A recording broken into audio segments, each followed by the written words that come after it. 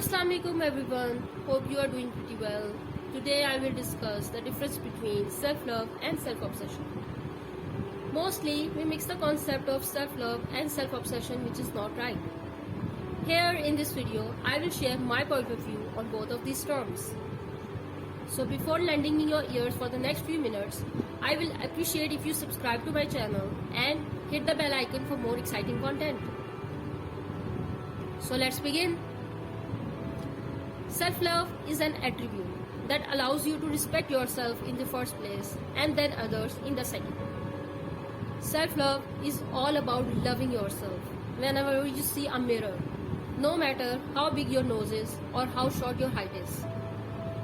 Self-love is all about living with confidence and modesty without humiliating others, and it never lets you take them for granted. However, self-obsession is different and leads a person to the negativity. Self-obsessed people always perceive themselves superior to others, considering others' repute below average. Even their behavior is disrespectful. They think they are important and they have a right to demean anyone at any time. More to that, they admire themselves and always make fun of others' looks, physique, education and anything. But the reality is different. In fact, they are hiding their inferiority complex behind superiority complex. Yes, inferiority complex.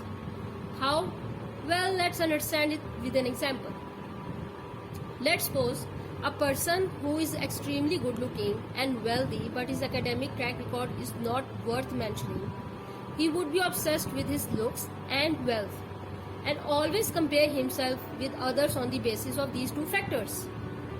Then there is a person who is not good looking but his academic record is super impressive. What will he do? He would always judge others on the basis of education. This is how these self-obsessed people become negative human beings and hide their inferiority complex behind superiority complex. But self-love lets you see only positives of life. A person who loves himself loves everything about everyone. He is a lovable and respectable citizen of the society. If you love yourself, you will see only love. You would hardly give attention to negatives or bad things about yourself. Even you won't compare yourself with others. In the end, here is a quick suggestion for all my listeners, and that is, please analyze yourself. How do you behave and in which category you fall? If you are a self-lover, then enjoy your life. And if you are a self-obsessed person, then try to apprehend it completely and change yourself. Remember, self-obsession is harmful, but self-love is a great feeling. I hope you have learned something today.